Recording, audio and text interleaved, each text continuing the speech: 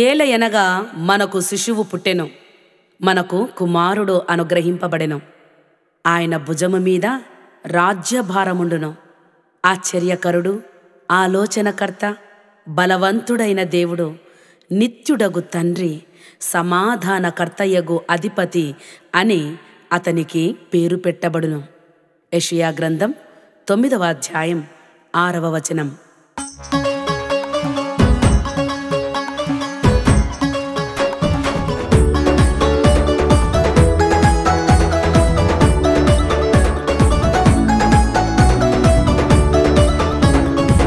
నా ప్రేమానాథుడు, సర్వాధికారుడు, భూమి ఆకాశములను ఏలువాడు, పాకాలో జన్మించే పాపికై దిగి వచ్చే పరమాత్ముడే అవతరించే.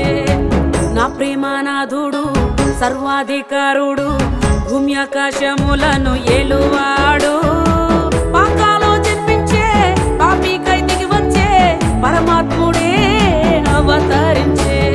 సృష్టికర్తవైన యేసయ్యా, సృష్టిలోనికి దిగి వచ్చినవయ్యా, మానవుని సృజించినవయ్యా, మానవునిగా నీవు పుట్టినవయ్యా.